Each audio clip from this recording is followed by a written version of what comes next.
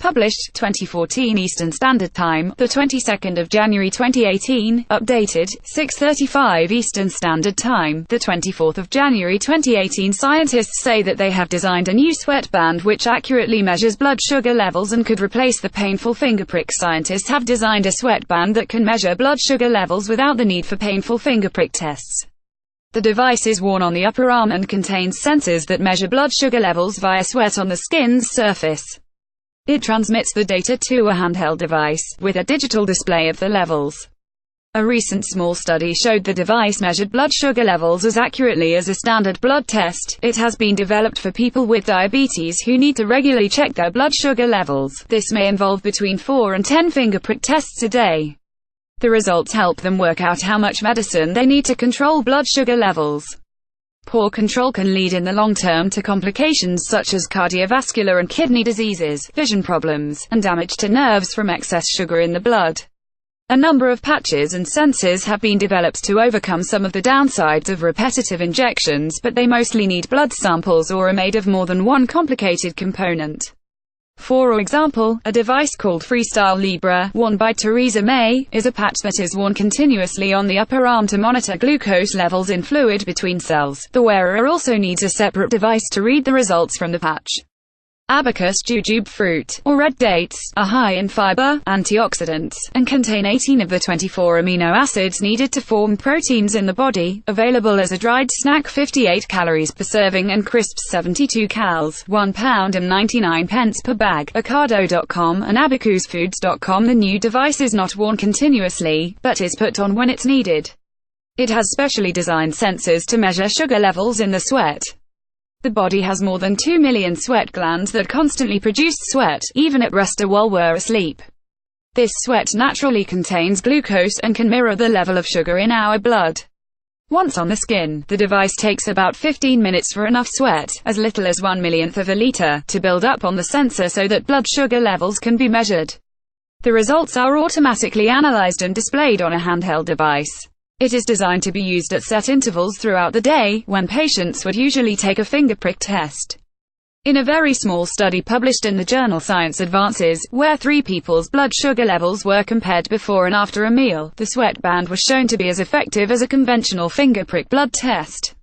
Its developers, based at Seoul National University in South Korea, say it can also have tiny needles built into it and, depending on the blood sugar reading, these can then deliver the correct amount of blood sugar-lowering medication.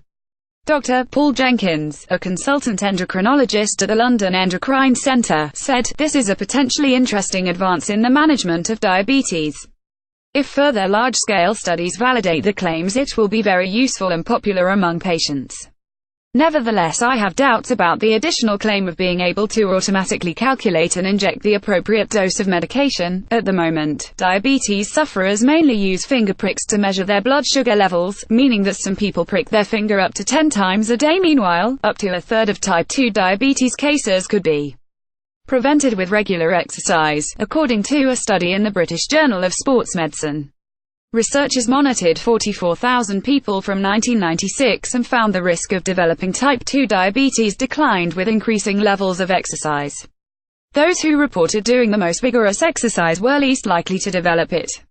Up to 30% of type 2 diabetes cases could be avoided if inactive people engaged in the levels of activity recommended by the World Health Organization, say the researchers.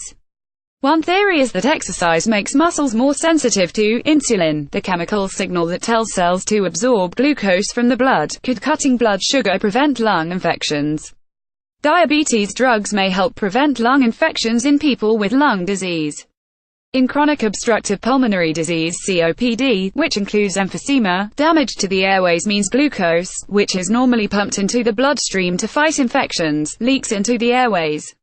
This encourages infections by providing food for bacteria. Now scientists at Imperial College London have found that glucose levels in COPD patients are almost double those of healthy people. They've called for research to see if medication that lowers blood sugar, such as metformin, could cut infections. That's why you feel so groggy after an OP. Elderly patients and the very young are particularly vulnerable to confusion and grogginess long after coming round from a general anesthetic. Now scientists think they know why. Propofol, a commonly used anesthetic, is known to act in much the same way as a sleeping pill, but a team at the University of Queensland in Australia has found it also stops brain cells communicating with one another by blocking a protein, syntaxin 1A, that helps form connections between these cells. These connections may be weaker in the young and old, say the researchers in the journal Cell Reports. The findings could lead to new forms of anesthesia. Vanilla extract can ease psoriasis. Studies on mice have found that the artificial vanilla flavoring used in cakes could cut flare-ups of the skin-conditioned psoriasis. Mice with psoriasis given oral vanillin, a synthetic form of vanilla bean extract, for a week had less skin inflammation than those given no vanillin or vanillin at a very low dose, according to the study findings in the Journal of Agricultural and Food Chemistry. It's thought vanillin targets interleukin-17A, a chemical that encourages inflammation and is believed to play a key role in psoriasis, which causes scaly patches of skin. Researchers at China Medical University Hospital in Taiwan say as well as easing symptoms, vanilla could prevent flare-ups of the condition. New blood test may stop deadly stroke. University of Edinburgh researchers have developed a blood test that can help diagnose a cause of a deadly form of stroke. The test checks for a gene that causes cerebral amyloid angiopathy (CAA), a build-up of protein in blood vessels, a leading cause of strokes from bleeding on the brain.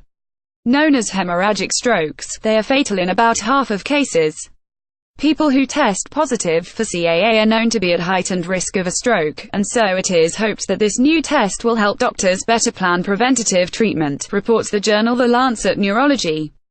Teenage rows linked to aging. Teenagers who regularly fall out with friends age faster than their peers, according to a 15-year study.